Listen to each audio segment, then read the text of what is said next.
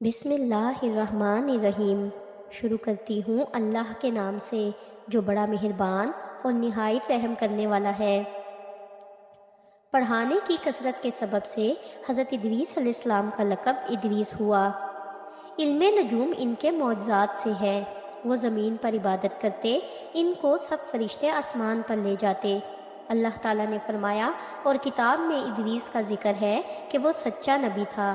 وہ ہر روز کپڑے سیتے تھے اور ہر دم سینے میں تسبیح پڑھتے تھے، اور وہ سلائی کی اجرت کسی سے نہ لیتے تھے۔ ایک روز کا ذکر ہے کہ وہ اپنے کام سے فارغ ہو کر بیٹھے تھے کہ ملک الموت اللہ کے حکم سے آدمی کی صورت بن کر مہمان کے طور پر رات کو ادریس علیہ السلام کے دروازے پر آ پہنچے۔ حضرت کا روزہ تھا۔ جب شام ہوئی، افطار کے وقت پر کھانا آپ کا جنت سے آتا تھا۔ جس قدر چاہتے کھا لیتے، باقی کھانا جنت میں واپس چلا جاتا۔ اور اس دن کا کھانا جب جنت سے آیا تو حضرت نے اس مسافر کو دیا۔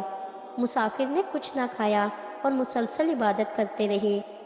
حضرت ادریس علیہ السلام کو ان کا یہ حال دیکھ کر تعجب ہوا کہ یہ کون شخص ہے۔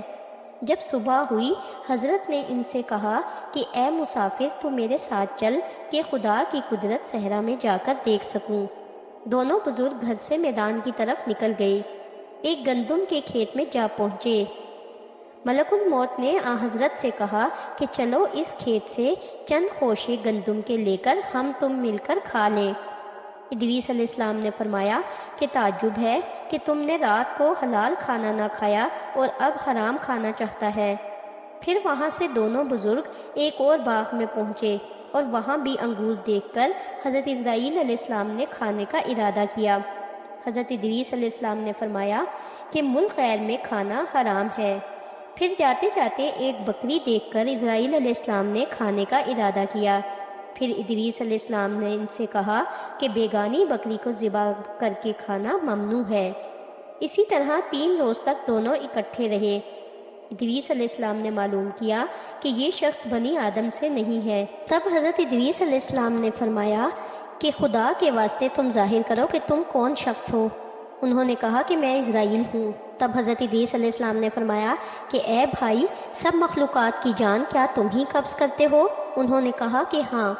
حضرت ادریس علیہ السلام نے فرمایا کہ شاید میری جان قبض کرنے کے لیے آئے ہو۔ انہوں نے کہا کہ نہیں۔ حضرت ادریس علیہ السلام نے فرمایا کہ 3 دن سے تم میرے ساتھ ہو، کیا اس عرصے میں بھی تم نے کسی کی جان قبض کی ہے؟ انہوں نے فرمایا کہ اللہ تعالیٰ کے حکم سے میں جان ہاتھ بڑھا کر قبض کر لیتا ہوں۔ اور بولے، اے ادریس، میں چاہتا ہوں کہ تیرے ساتھ رشتہ برادری کا پیدا کروں۔ ادریس علیہ السلام نے کہا کہ میں تیرے ساتھ رشتہ برادری کا تب کروں گا جب تم مجھے جان کنی کی تکلیف کا مزہ چکھا دو، تاکہ خوف اور عبرت مجھے زیادہ ہو اور میں اللہ کی عبادت زیادہ کر سکوں۔ ملک الموت نے کہا کہ میں اللہ کے حکم کے بغیر جان قبض نہیں کر سکتا۔ تب انہوں نے خدا کی بارگاہ میں عرض کی تو اللہ کا حکم ہوا کہ ادریس علیہ السلام کی جان قبض کر لو۔ انہوں نے ادریس علیہ السلام کی جان قبض کی۔ پھر ملک الموت نے خدا کی بارگاہ میں دعا مانگی۔ پھر ان کو اللہ نے زندہ کر دیا۔ ملک الموت نے ان سے پوچھا کہ اے بھائی، جان نکلنے کی تکلیف کیسی تھی؟ وہ بولے، جیسے کسی زندہ جانور کی کھال سر سے پاؤں تک کھینچی جاتی ہے۔ ملک الموت نے کہا، اے بھائی، قسم ہے رب العالمین کی، جیسا کہ میں نے تیرے ساتھ احسان کیا ہے ایسا کسی سے نہیں کیا۔ ادریس علیہ السلام نے فرمایا کہ اے بھائی، مجھ کو دوزخ دیکھنے کا شوق ہے، تو تم مجھ کو اس کے دروازے تک لے چلو، تاکہ اس کو دیکھنے سے خوف الہی زیادہ ہو، تاکہ میں عبادت اور بندگی زیادہ کر سکوں۔ تب ملک الموت نے اللہ تعالیٰ کے حکم سے ان کو 7 طبقے دوزخ کے دکھائے۔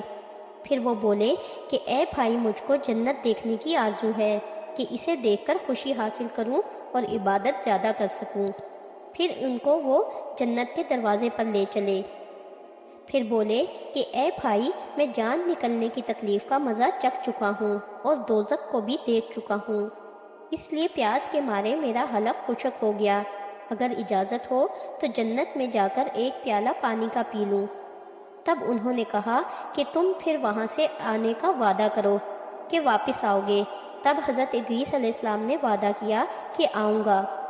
تب وہ اللہ کے حکم سے اپنی جوتے کو درخت طوبہ کے تلے چھوڑ کر جنت کے اندر چلے گئے اور جنت میں جا کر تخت پر جا بیٹھے۔